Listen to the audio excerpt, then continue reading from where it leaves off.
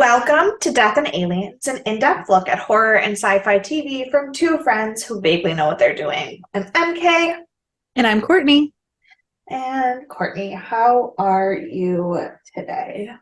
I'm making it today. It's been a very busy time in life and, trying to figure out my new path in life and whatnot. So that's fun. But speaking of, I know I've mentioned this to you, but I decided I'm going to try and start writing for Medium because I need to get back into writing again. And with NaNoWriMo coming up in November, I just need to get into the habit. So I signed up on Friday, and I learned all about it because I only knew Medium was a writing platform. I didn't know Anything about how it works? Yeah. And so my aunt was telling me because she's starting to do it while she has her own law firm and stuff, but she is trying to find stuff on the side. And so I was like, well, I'm gonna look into it. And so I started researching. I found some publications I wanted to submit to, because that's how you do it. You write something, you submit it to a publication, and if you get published, you can it helps generate views and stuff. And if you put it behind a paywall, you get paid eventually. And it's not like I'm not gonna be a millionaire tomorrow, but right. It gets me back into writing and potentially has the opportunity for me to make money off of it. So I have my 2 short stories that I wrote 2 years ago that I just keep not doing anything with that are just there. So I put one of those up. So if y'all want to follow me on there and read some stuff, yeah, do that. But I put up my thriller that's going to eventually be a full-length novel, but for now, the short story. And then I submitted to this publication called Pure Fiction, which has shorter and longer stories, but it's fiction stories with my my werewolf story, and it got accepted.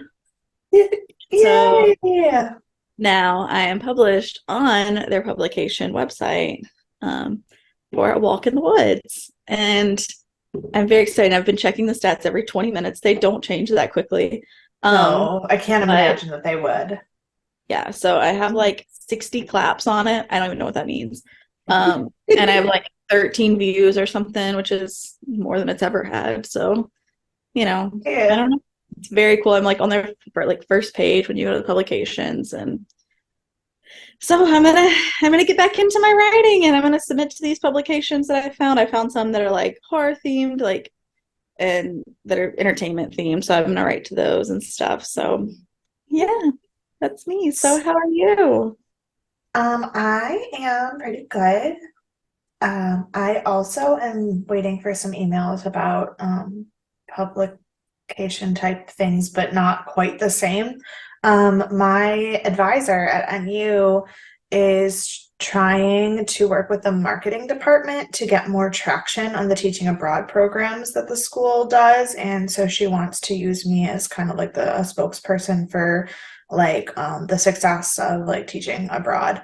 So I'm hopefully going to be doing some marketing work for my university. So that will be That's interesting. So and my other professor, what's it called?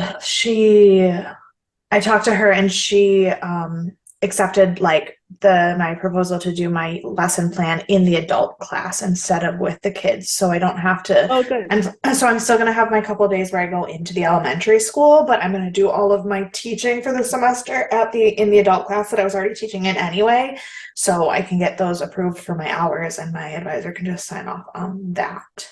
Nice. That's exciting. So I did have a very successful week in terms of my career last week for those things.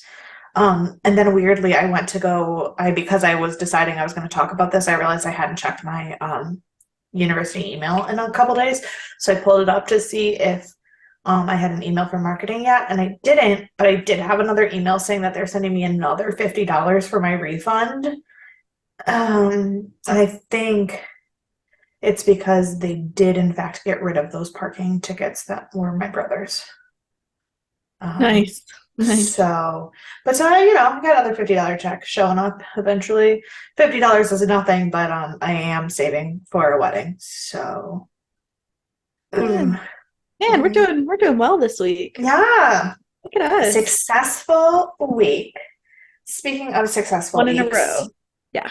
one in a row, but we should not take this success too lightly, and we should still take a moment to reflect on our spiritual growth.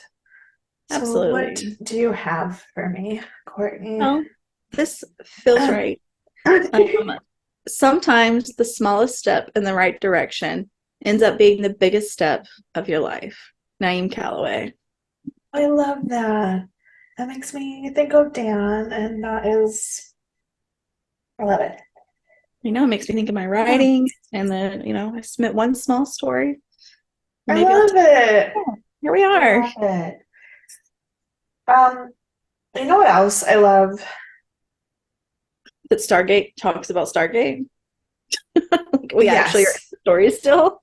Yes. Also, before we get into this episode, I just need to tell you that for the entirety of watching this episode of Stargate, I was like, are we watching a Kolchak episode?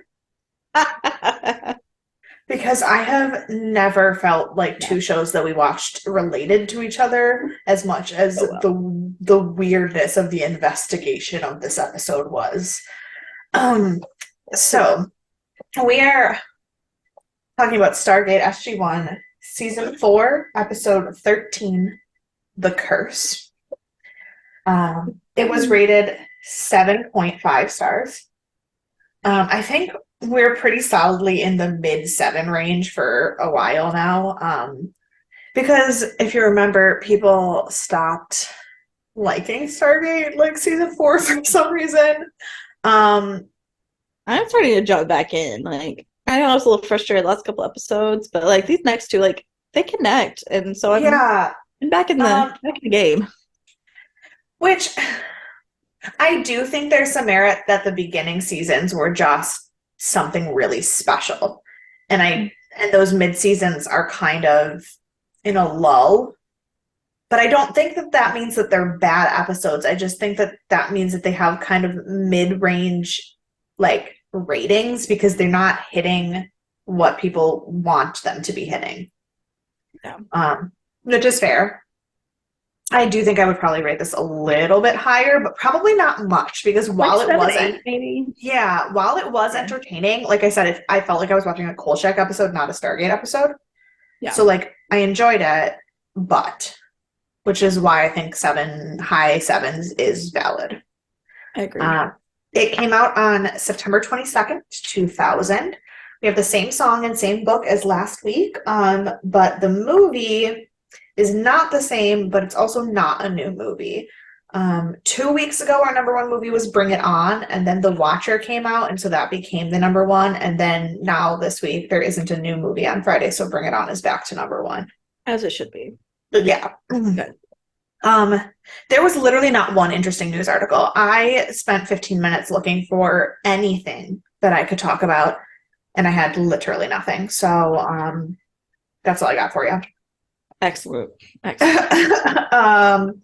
It was directed by Andy Makita, who hasn't directed anything yet this season, but has directed for us before, so we have talked about him. It was written by Joseph Malazzi and Paul Mully and edited by Brad Rines. Our guest star is Anna Louise Plowman, who played Sarah Gardner.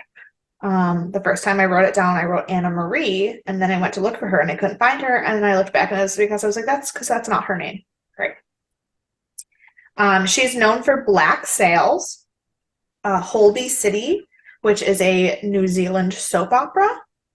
But it's like a primetime soap opera. It's like Australia, New Zealand, and England, they do their soap operas different than we do. They treat them differently than we do, and Holby City is like a big one. Like a Grey's Anatomy slot for a soap opera. Yeah. Got it. And Stargate. She was born in New Zealand, but she trained in both London and Paris. She went to two different acting schools. And she's worked in film and theater in London, Tokyo, Hong Kong, Dublin, and Sydney. She's also married to a man named Toby Stevens, who's also an actor who I've never really seen anything he's in, but he's pretty important because he is the son of Dame Maggie Smith. So, Oh, so McGonagall is her mother-in-law. I love it. I love it. Um, What so more do you need? that's right. That's lovely. Good for her. Ugh, love that. Love that. I mean, I love my future mother-in-law, but But she's not also dating Maggie Smith. she's not Dame Maggie Smith, and I think she would I appreciate was that gonna she's say I'm not. still like rooting She for that. she would appreciate that she's also not Dame Maggie Smith because she would probably also be jealous of having Dame Maggie Smith as a mother-in-law. So, Mhm. Yeah, um, I feel like she's also closer enough in age to have Dame Maggie Smith as a mother-in-law than I am. That doesn't probably. quite because Anna Louise Plumman is now 51. Mhm. I am not. Or not. Correct. Um, we begin with an old guy looking over um, a gallery of Egyptian antiquities, which again, we're watching an episode of Kolchak. Um, he turns out to be a professor, and a student comes in to talk to him, and they are talking about using some weird technology to look inside a jar, like that is a charm that belonged to Osiris. The professor's name is Dr. Jordan, and the student is Stephen. And Stephen is like, why don't we just break it open? And Dr. Jordan's like, that's not how being an archaeologist works. Even. And Stephen is like, yeah, but we found all this stuff in the ocean and now we just have to give it back to Egypt. And he is just like still touching things and messing around. And Stephen reminds me of everyone who's ever worked at the British Museum. Yep. Yep. Like the fact that he is so offended that Egypt would want their stuff back, I was like, wow, that is 2000, because you could not say that on TV right now. Yeah. We go back to the SGC, where Daniel comes into the briefing room and Jack is reading one of Teal'c's magazines and he starts reading the horoscope out loud. I was like, what is happening? Right. Again, no idea what's going on for this entire episode. Daniel snatches it out of his hand as he starts reading the horoscope, and at first you're like, what the fuck is happening? But it turns out on the back page of the magazine, there's randomly an obituary that's not really an obituary because it's like, this man died because of a curse of a mummy, and you're like, what? I was like, what kind of publication are we like reading Right, now? what What's is this happening? magazine? I have no idea Sign what me this up. magazine is. But turns out that Dr. Jordan is dead, and that Dr. Jordan was Daniel's archaeology professor. For Daniel. Poor Daniel. So Daniel goes to the funeral, and Stephen is really not so thrilled to see him, and there seems to be some pretty bad blood there. And Stephen, after seeing Daniel, like turns his eulogy into like this whole thing, like that was like anti-prodigal son Yeah. propaganda. It was weird. Too much. Get it together, man. And then after everyone else is gone, Daniel like finally goes over to the casket to have a moment, and Stephen and another student who we learned his name Sarah come over to talk to him. And they're talking about what happened and how long Daniel's been gone. And Daniel's like, the paper attributed his death to the curse of Osiris. And Stephen's like, there's not a curse. There was a gas leak and he was using equipment in the lab and it exploded and it is a tragic accident, but there's not a fucking curse. And Daniel was like, yeah, well, that doesn't sound very cool in a newspaper. Ugh, but this TV guy, like, Right? not believing curses at this point, like, You work with Egyptian artifacts. right. But it is very clear that Stephen only doesn't believe in curses because Daniel does. Right. Like, Yeah, it's very pointed. and then Sarah's like, well, we would have called you, like, if we'd known where to find you. We had no information. And she's clearly like hinting at the like, can you please fucking tell us where you've been for the last 5 years?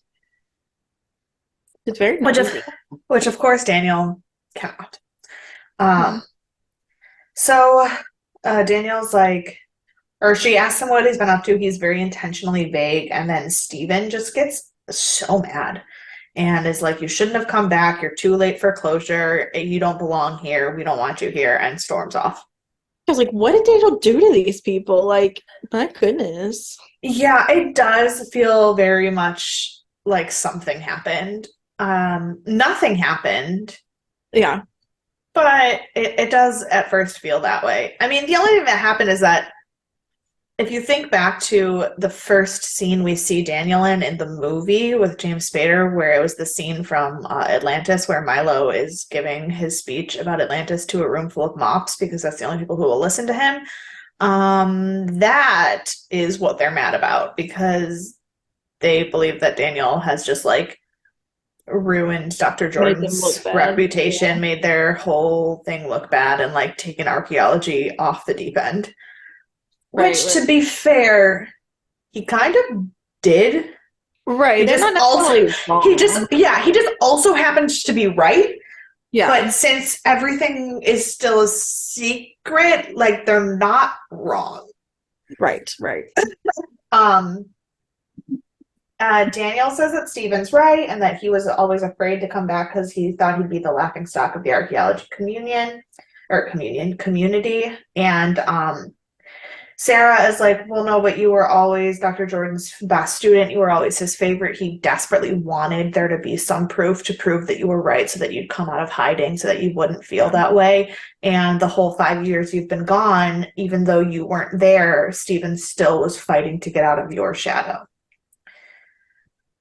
So, Like, I get that Steven's oh, upset about it. yes. Well, but Steven, so But Dr. Jordan is now dead. So right. his mentor, the person he'd worked his whole life to impress, is gone. And the person who he finally felt like maybe he had a shot of being better than Is had here. just comes back out of the blue as if nothing happened. That is a lot of emotional trauma in one like fell swoop, and I don't really blame Steven. And also, spoilers for the end of the episode where Steven is not the bad guy. Mhm.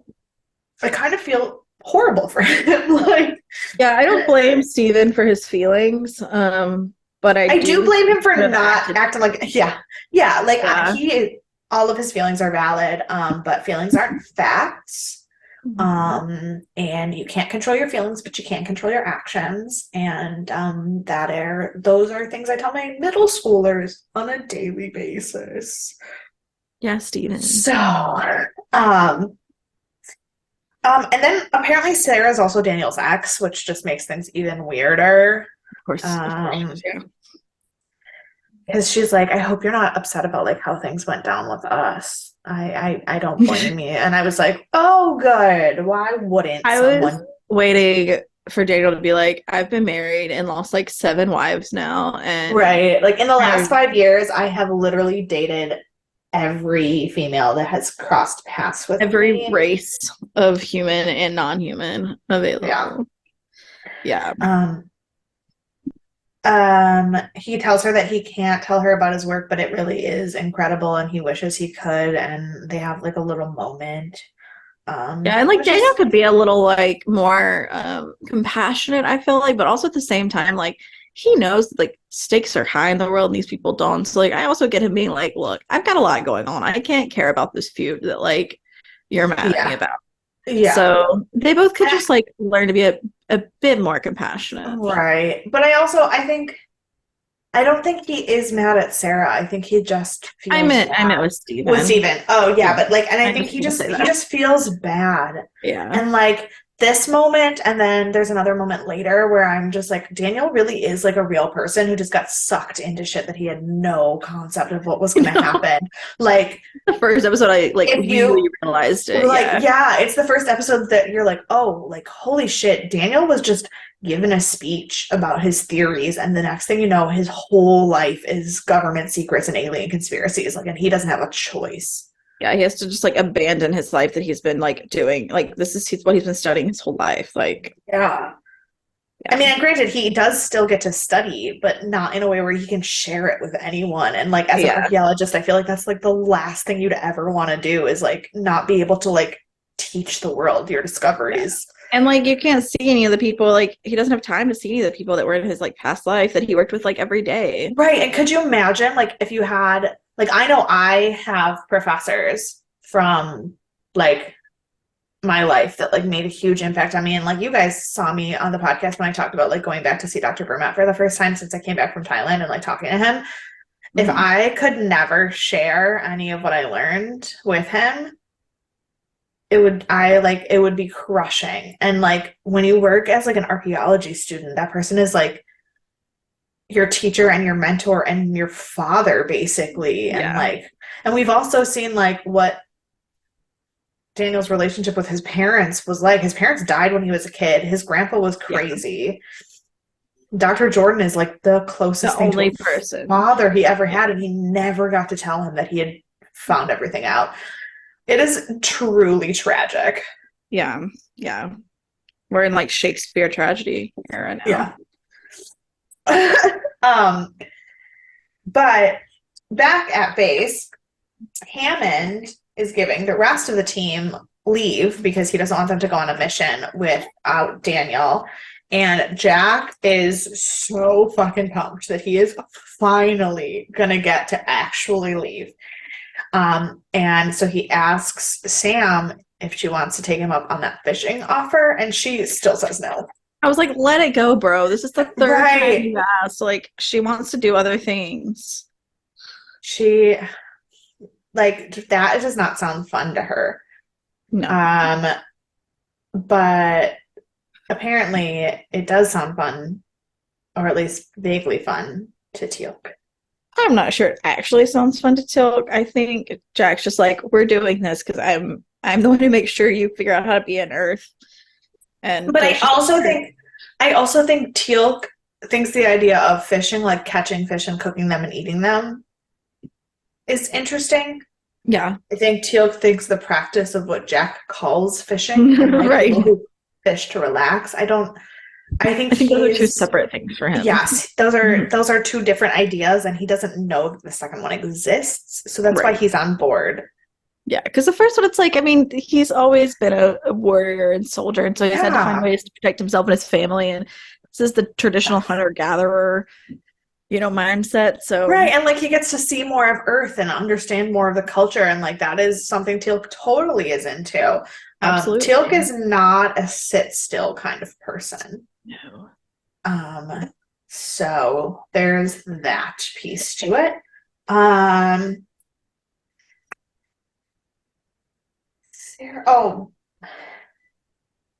I literally apparently went insane because I wrote Sarah shows Jack, and then I was like, that doesn't make any sense. Daniel's who she's showing things to, but I had just been talking about Jack going fishing, so then I got really confused because my notes were incoherent. Sarah is showing Daniel in Chicago. Sarah is showing Daniel all the artifacts that they were working with, and they're talking about the curse. And she figures out that there's a gold amulet that's missing, and she's like freaking out about it. Then we go back to SGC, and Jack is telling Hammond that he and Teal'c are going to be in the great outdoors with no technology and no phones. And he is like, if you're going to have an emergency, you got to think of it before this elevator door closes. Right. I'm not coming back. Because as you'll know, every single time so far in season 4 that Jack has tried to leave base at all, something absolutely insane has happened to stop him from doing that. Yeah, he was like, Thor's gonna have to beat me up if he needs me. Yeah. He's like, the Tok'ra, forget about it. I don't want anything to do with them. Just let me go fishing. Mm-hmm. He's like, I'm gonna be incommunicado. And then Teal'c does not know what that word means and asks if they're going to Montana, and it is very funny. Yeah. Then Daniel is going back in Chicago. Daniel's going down to the museum archives to try to track down the amulet and see if it is like somewhere in the building. And he finds out that there's another missing artifact that they didn't realize was missing because it wasn't in the original log, and it is a jar, and then they call it the iris jar. And the archivist shows it to Daniel, who's going to take it for some translating because, fun fact, she's like, here are the Egyptian hieroglyphs, but these ones we can't translate. And and Daniel's like, well, shit. Like, I So he might called, know what these are. yeah, so he calls up Sam and he's like, okay, I found these jars. They have Egyptian symbols on them. They also have Goa'uld symbols on them. But I think he didn't really call Sam so much as he called Sam because he called the base, and then it turns out Teal'c is not there. So Yeah. then he calls Jack's cell phone, which Jack is very upset to find is with them. And he's like, why is there a phone ringing? And Teal'c's like, General Hammond gave me orders. He's like, whoops. um, so the Daniel talks to Teal'c. He reads him what the jar says in Goa'uld, and Teal'c says that it says banished to oblivion. Not great. Not great at all. Not great. Teal'c desperately wants to get out of fishing at this point, so he's like, Daniel, do you need my help? Is there anything I can do? I can come right now. Like, I will be there. And Jack just takes the phone out of his hand and hangs up and throws the phone away. Yeah. It's like, no. We are being men in the wild. We don't need this. We are fishing and relaxing. Poor Um, Tips get eaten alive by mosquitoes. Ugh. he cannot handle it. And also, if you will remember all the way back to like season 1 or 2, the last time Teal'c had to spend too much time getting eaten by bugs, he almost became a bug. So like, Yeah. let's leave him alone. Right. He doesn't even have a chair. I didn't see a chair for him to sit in. Jack's just like propped up and Tilk's just like standing awkwardly. To be fair, I don't know that that's because there isn't a chair. I think that might just be because Teal'c does not know what to do with himself. That is very probable. Very probable. So then Daniel is back at the SGC and he has brought the jar with him and he's explaining to Sam and Hammond all the things about the jar, and they believe it's like a Goa'uld jar. And there's this whole story about Isis and Osiris and a fight that they got into with Osiris's brother and being banished, and these are things that are actually in Egyptian myths. And he says that Osiris's brother was Seth, and Hammond goes, okay, well, that one is a name I know. I'm back with you now. So they want to examine the jar, and Hammond is ready for like Sam to take a look at it, and Daniel is like, just be careful. It's cursed. And yeah, good information to have before you like deep dive into it. But also, like, what is a curse? Right. Like, the thing about this show is that nothing that has happened in the show so far has actually been magic. There's a scientific reason behind all of it, whether it is a different kind of alien technology, a parasite, a pathogen in the air. There is no such thing as magic. So if we are to believe that so far in this entire 5 years you've been working with them, there has not actually been anything that is magic, and you know that this jar belongs to an ancient race of aliens that want to kill you, you can assume that this curse is not a curse. Yeah. So what are you talking about, Daniel? Right. There's that. So then, but Daniel is going back to Chicago to try to find the second jar, because obviously there are a pair of jars. There's the Isis jar and the Osiris jar. They go together. So he goes back to Chicago and he's in the archive room, but all of the lights like won't turn on, which is super sketchy. And this is the scene that I was like, oh my God. This is the scene that I was like, oh my God, this is an episode of Kolchak. Like, yeah. So far, Daniel is Kolchak. He's wandering around a museum thinking he knows what he's talking about, but he's really just confused and repeating things and like searching for things that are only like vaguely thinks he understands what's going on. And he's going to experts to help him understand curses. And I'm like literally side by side episode of Kolchak. Yep. 100%.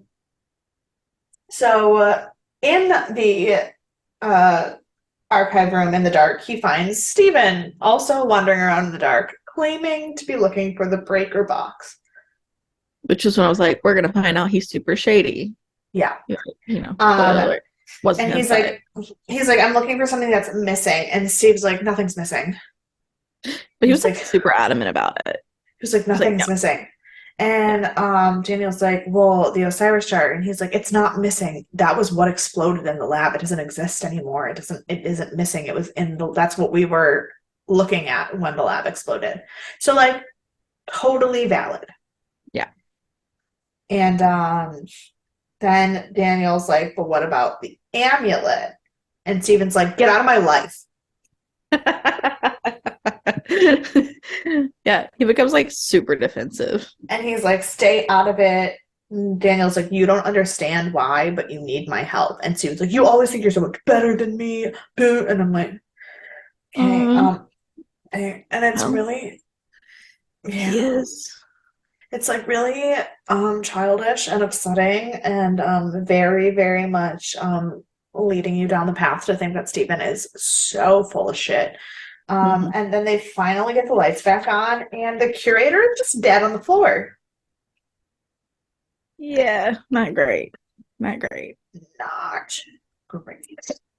Um, then we go back to SGC, where again, not great. Because Sam and Hammond are examining the ISIS jar through an MRI, and they find out that there is a gold symbiote inside of it. Just a traveling symbiote. My It's worst 10, nightmare. 10 out of 10. Um, Daniel tells them that the curator apparently died of a freak accident where bricks just like fell on her head and died.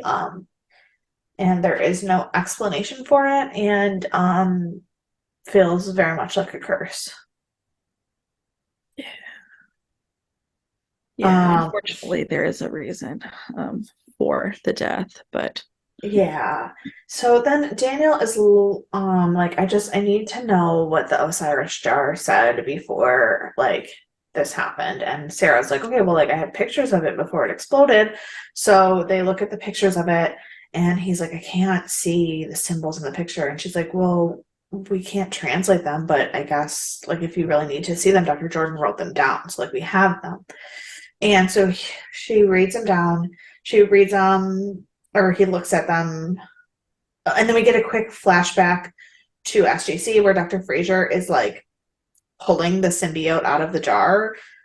I hated every second of this scene. I was like, this is so gross. Something's gonna happen. We're gonna like, ugh. Yeah. And then turns out it's dead.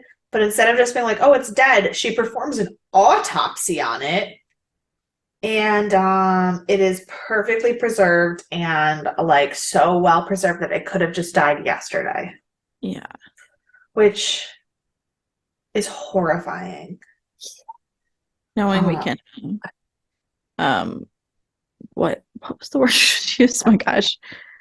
That we can conserve them. That's the word I was looking for. Yeah, preserve. Yeah. Preserve them. Thank you. I don't know where my brain went. I heard you say it and then it like forgot it existed as a word. Yeah, it happens. Yeah, it's terrifying that we can preserve them, because now it's like, are they just gonna like wander upon like different artifacts that are just like all filled with gold now that like you never know what's gonna happen? Very concerning. Yeah. So back in Chicago, Daniel looks in the notebook and reads it and tries to pretend that he doesn't know what it says, even though he totally knows what it says. And then he's not a very good liar. He's a terrible liar. Dr. Jordan's files on the computer where he took all his notes are also mysteriously gone. And all of his emails are gone. His whole hard drive is gone. Even the floppy disks, because we're living in the era of floppy disks, Sure. that have the backups on it are gone. So Sarah types something into the computer that is like a tombstone, or like a way to find deleted files, which, and to be honest with you, if you have a computer and you accidentally delete your files, you just go to trash and they're there until you archive the trash. Yeah. So anyway, but again, I don't know how computers worked in 2000. That's true. I think they still have trash cans though. Yeah, was the delete button permanent? I don't know. No. So, but she finds the files by typing in tombstone and apparently teaching Daniel something he doesn't know about computers, which doesn't make sense because he's used literally gold computers. So good for her, I guess. Yeah. That was the only one that I was like, that is nonsensical that this is where we are in this episode. Maybe But that's like a hacking tool and he's only ever done like straight edged like research and yeah, stuff. He's never like used any of the hacking tools. he's a straight edge alien hunter. Exactly. That's exactly what he is. Um, but so she finally goes through the trash and finds an email that has a carbon dating of the amulet that proves that it's over 10,000 years old, which somehow immediately proves Daniel's theory about aliens and the pyramid. Yeah. That wasn't a jump. It does immediately prove that the jewels and the jewelry were not necessarily made at the time that we think of the Egyptians of having made them. Yeah. But also, it could have just been made with a rock that is older because you were carbon dating, which tells me when the material, like, if they were like, it's made out of a material that's not from Earth, that immediately proves Daniel's theory. Just being older than we thought it was proves a lot of things that we thought about the ancient Egyptians are not true, but it doesn't prove aliens. Right. I was like, maybe this is something that like Daniel had been exploring before. And so like this is from his previous research that he connected that we don't know about because we don't know his full extensive research. But either way, they make a illogical jump from 10,000 years to aliens are real. And then the only problem, according to Sarah, is that the email did not only go to Dr. Jordan, it also went to Stephen. Shady. So then we go back to SGC where the real research is happening in this episode, and Sam and Janet have figured out that the jar itself was some kind of Naquita stasis chamber to keep the Goa'uld alive, and that this particular Goa'uld, like Isis, is dead because there was a crack in the jar. So the seal was broken, which meant that the nutrients and the electricity to keep the chamber functioning did not exist anymore. Mm-hmm. Which means that the other jar that they can't find, if it was not damaged in transit, could very well have a living Goa'uld in it. Yeah. That's that's bad news bears. It's not good. It is bad news bears. So then we get to a moment that reminds you that Daniel's a human being. It is one of the most tragic scenes in the episode, in my opinion. Sarah comes into the archive room and tells Daniel that she went to Stephen's apartment to talk to him and that it is missing and that all of his stuff is also gone. And Daniel's like, I know. She's like, how do you know? He's like, I can't explain it to you, but I need to find him. She was like, let me help you. He's like, it's too dangerous. There are already 3 people dead. And she's like, 3? What? And he's like, yeah, the technician who did the carbon dating just turned out dead also. Yeah. Bless you. Thank you. Then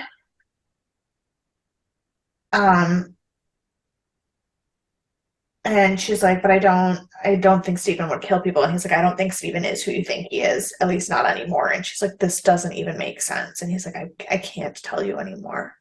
And she's like, you're just going to disappear again, aren't you? And he just turns around and goes, yeah. Like, oh, my heart. I hated it. I know.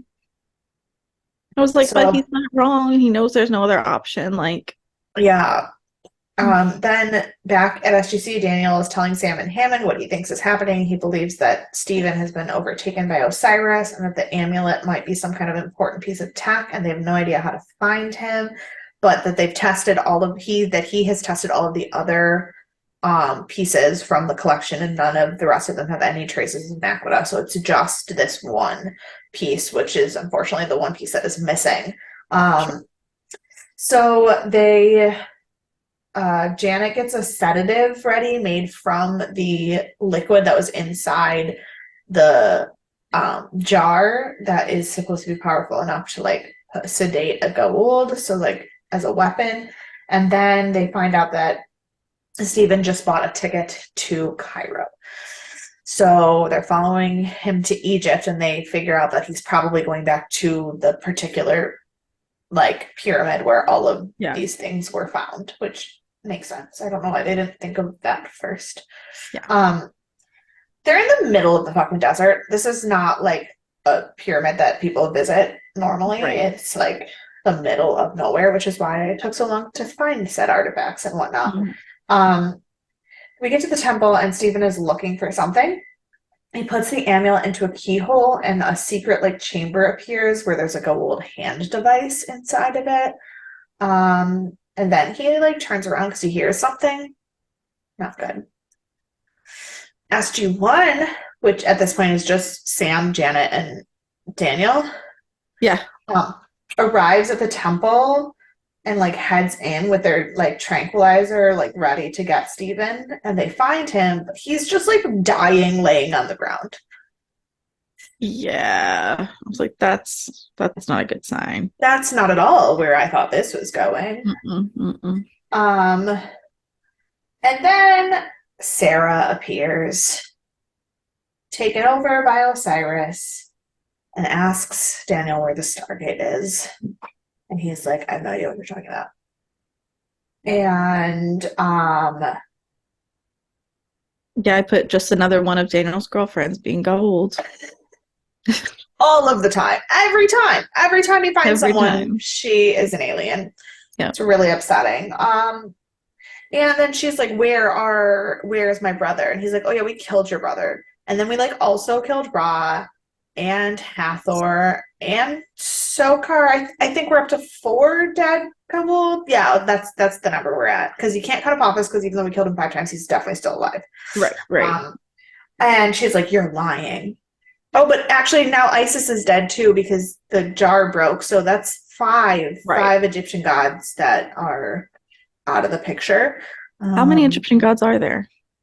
That is a great question. How many gods are in the Egyptian pantheon? 72. I feel like it surely is not that many. Like, I don't know. How many gods? Oh no. There were over 2,000 deities in the Egyptian pantheon. Some of the deities' names are well known: Isis, Osiris, Horus, Amun, Ra, Hathor, Bastet, Thoth, Anubis, and Pa, while many others are less. So there are 9 Ennead gods, but those are not even the ones that we all know. So yeah. All right, well then she's a little cocky when she's like, I'm great, I have no one to fight against. Yeah. He's like 2,000 more people to fight against.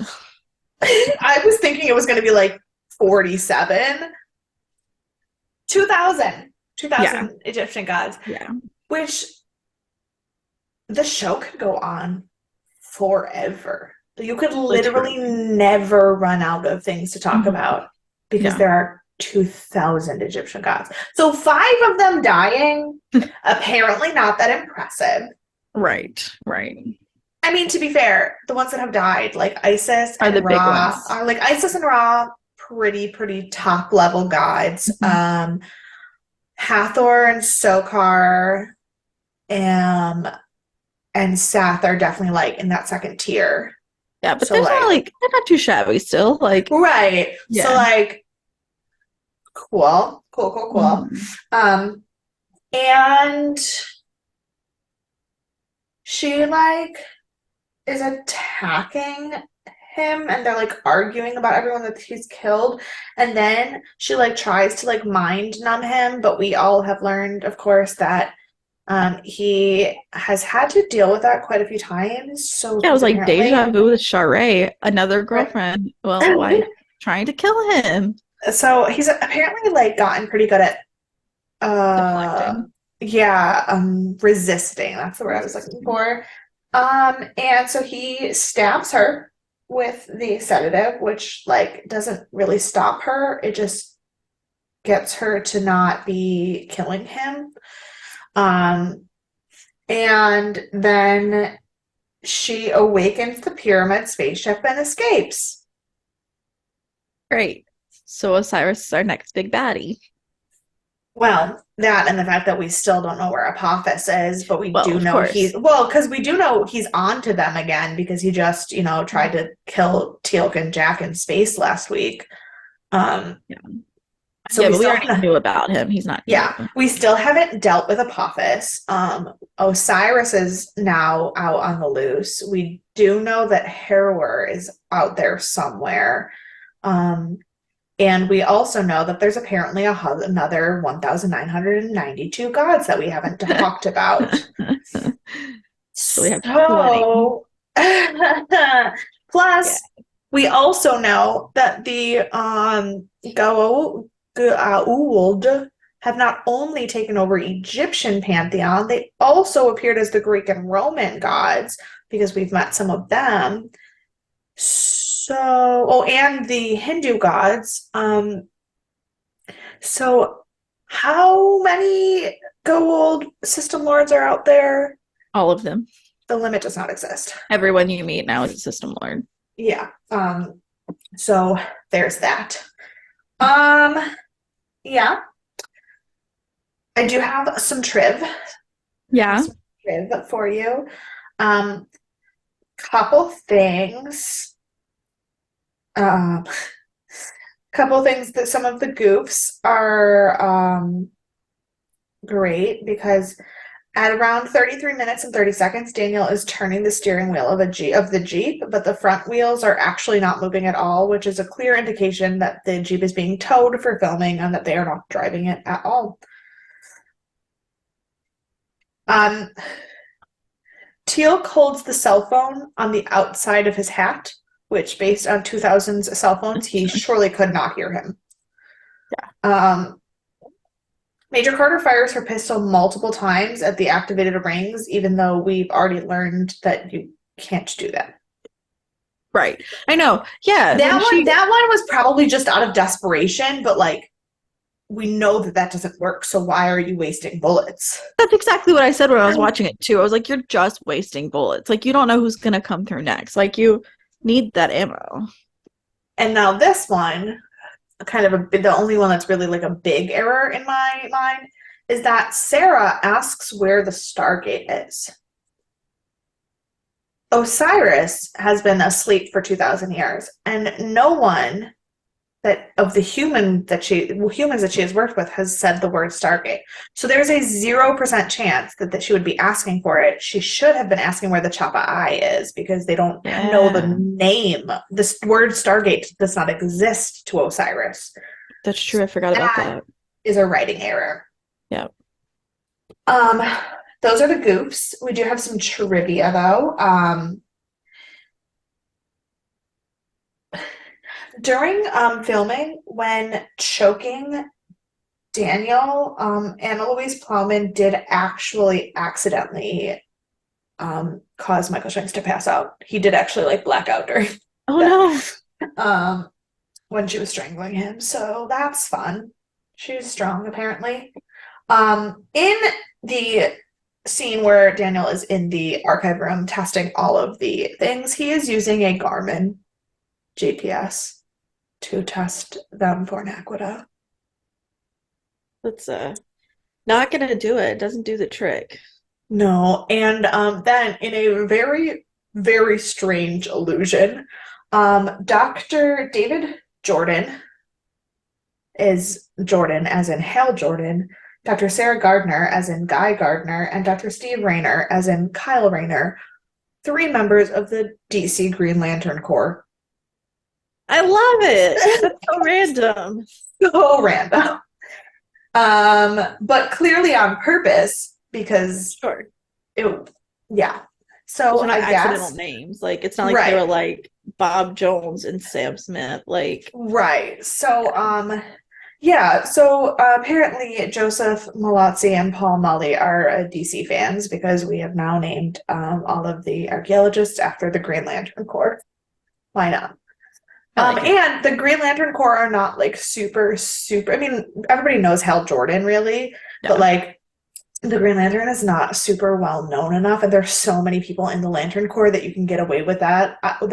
It's not like you named them like David Wayne Right. and like Stephen Kent, because then it's like, okay, dummy. But Yeah. yeah, so that's I love it. that. Um, who do you want to punch? Steven.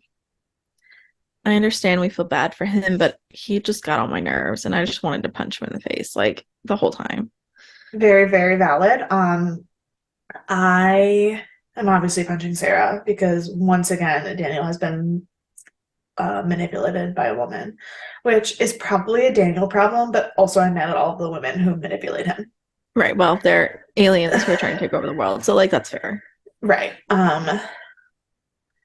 MVP? I love Daniel Jackson because he, Until while having his moments, yeah. he is, he just did his best and he connected all the dots and it wouldn't have come together without him. I knew you would pick Daniel Jackson. I know Daniel Jackson is probably the correct answer, but I am picking um Dr. Janet Fraser because one of my reasons is legitimate and one of them is kind of something that I think should be listed as a goof or a weird moment is one, she performs an autopsy on a Goa'uld and like figures everything out about the like thing, and she also like does a lot of science that is not even medical science, but still like we would be nowhere without her ever. But the other reason is because she somehow looks at this man laying on the floor and can diagnose his internal bleeding and how much time he has just by looking at him. Immediately. And that is like, if all doctors could do that, there would be no diseases. Because the other thing is, it's not written in a way where she's wrong either. Like, you know what I mean? Right. It's like completely unbelievable, but in the episode, it doesn't feel that way. Yeah. So that is why she is my it's choice. really fun to see her in the film. Yes. We don't get to see her like. Yes, we do. We don't get to see her. It's seeing her outside of her like doctor jacket is exciting. That was fun, yeah. Well, do you have any thoughts, theories, predictions? I'm sure you can't actually make any thoughts, theories, predictions about next week's episode since you have already watched it. Right. But just like generalize, I think Osiris is our next big baddie that I was expecting. Yeah. I don't know that we'll see her again this season, but she'll be back. I don't know. I'm feeling very good about this, like going back to kind of like the start where we're like dealing with these like deities and like stuff. So maybe we're like back on track again. All right. Well, my next week's spoiler that I always do at the end of the episode, I will say that we do in fact continue on the path of big bads, but I won't say who. So that is where we are at. If you have any questions, concerns, thoughts, theories, you can email us at deathandaliens@gmail.com. You can follow us on all the social media at Death and Aliens, and you can follow me personally everywhere at EMKAY_superstar. And you can follow me at CECloud13. And we will see you on Thursday for another thrilling episode of Thriller Thursday. You will get to see me lose my mind. It'll be great. I'm so excited to see you lose your mind. All right. Bye. Bye.